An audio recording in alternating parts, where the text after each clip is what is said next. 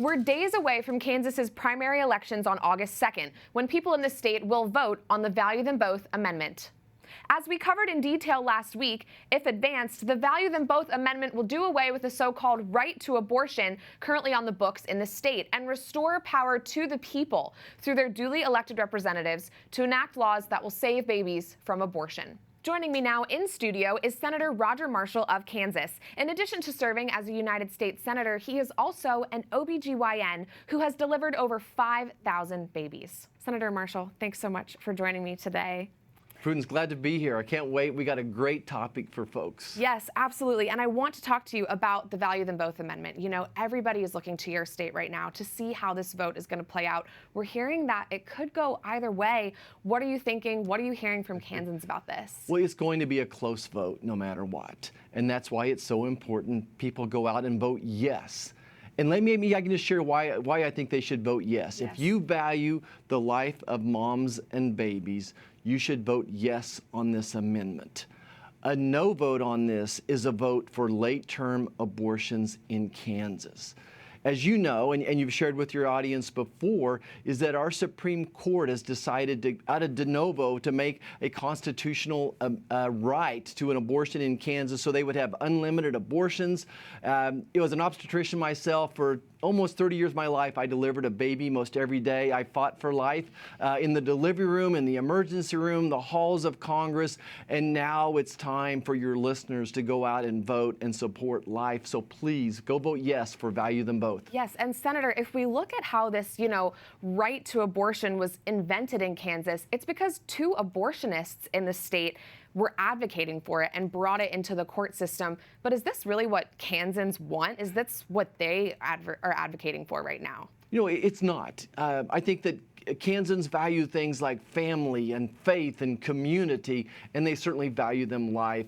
I don't think you're going to find a handful of Kansans that would support late-term abortion. I think most of us believe, we were taught in Sunday school, that life begins at conception. You know, very clearly the Bible says we're all fearfully and wonderfully made. Right. God made each one of us perfectly in His image. We're not perfect, but He made us perfectly as well. So no, the current situation does not represent the values of Kansas. Kansas has become a destination for late-term abortions through the years, and this Supreme Court ruling has made it even worse. Yes, and you just recently penned an op-ed at Fox News where you talked about how the abortion industry is really lying to women and to the people in general, especially when it comes to conflating abortion with things like treatment for ectopic pregnancies. Can you just speak a little bit about what you wrote in that op-ed? Yeah, I would love to. You know, we were all taught in residency the first week, don't let the sun set on an ectopic pregnancy. Ectopic pregnancies will become life-threatening if left alone.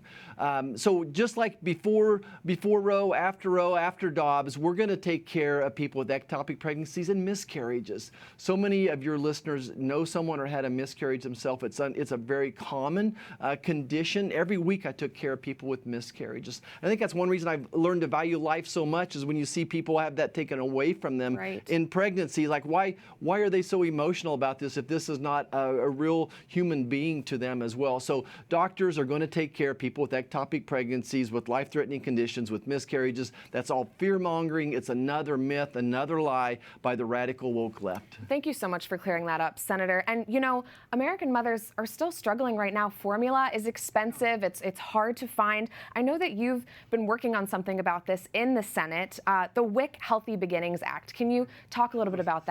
You know, would love to. So WIC was a program that I used, again, every day as an obstetrician. I would see 20, 30, 40 pregnant women every day. And WIC is one of the few federal programs that works great. They help nutritious supplement. And essentially what was happening is WIC said you can only get Formula A. And what we worked on is expanding that in these shortages. You know, a woman goes, encourage everyone to breastfeed if they can, by the way. I think that's very important. But if you can't, or if you're weaning your children going to formula, we want to be able to use those WIC dollars as well. And it's a bipartisan issue. Very proud to work with Senator Gillibrand on this issue as well. WIC is a great program. Those folks do so much more than just nutrition. You know, they're just kind of an extra person on the side. These, especially single young moms going through pregnancies, appreciate everything that the WIC folks do for us. What an exciting initiative. Thank you for bolstering that and standing up for it. Thanks for all that you do for life, Senator Roger Marshall of Kansas. Thanks, Prudence.